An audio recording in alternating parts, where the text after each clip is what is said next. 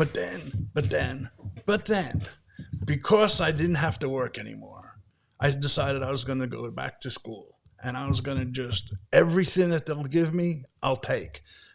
I went back to school first to become a social worker, so I got a bachelor's in social work. Then I still had some free time and nothing to do, and I couldn't go back to work.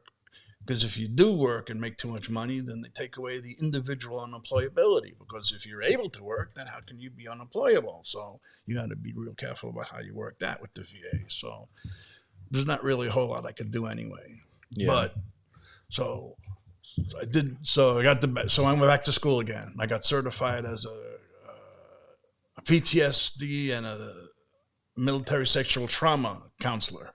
Really? And then I went back to school again, and I got certified as a mass casual incident debriefer, MCID.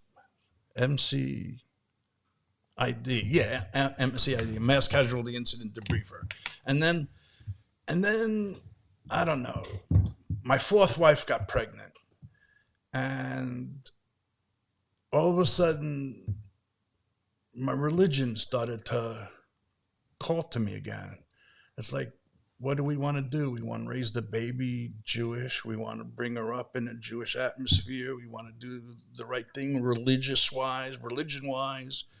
You know, we don't want her growing up, you know, and we wanted to have religion in her life. And so we started I started going back to synagogue again, and we brought my pregnant wife with us, and then she had the baby, and we would bring the baby with us. And even after we got divorced, I still felt that pull from we were fighting. We hadn't quite gotten divorced yet. We were still like fighting and getting separated a couple times, but I still had that feeling, that pulling towards the religion.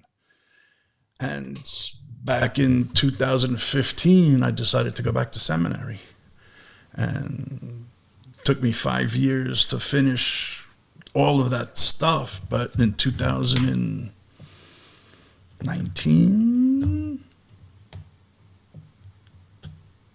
it was either a year and a half ago or 2 years ago, I was ordained.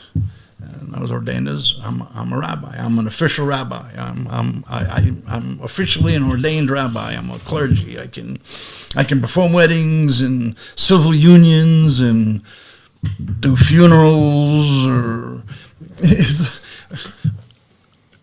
One of the things that they ask on the final, when I was taking my final, the very last thing I had to write is a 10-page paper on why I would make a good rabbi.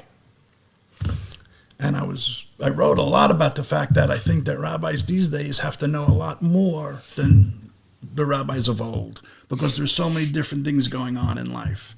And I have experience that I bet a lot of rabbis don't. Like friends of mine say I'm the rabbi that says fuck.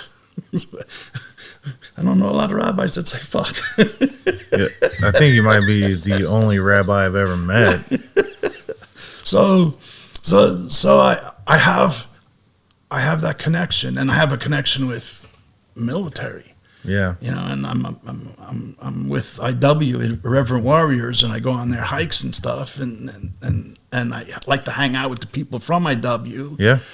We all have the same stuff in common. Like we were goofing earlier. We all have bad backs. We all have bad knees. We all have drug histories. We all have PTSD. So it's like, and we can talk to each other. We don't even have to talk to each other. Just being next to somebody who you know knows exactly what you went through. Sometimes you look at your wife and you can't say, I feel like killing myself, or I feel like killing you. Yeah. Because then they don't see. Yeah, they take it seriously. They take it differently than me. I mean, I kind of mean it, but I kind of don't.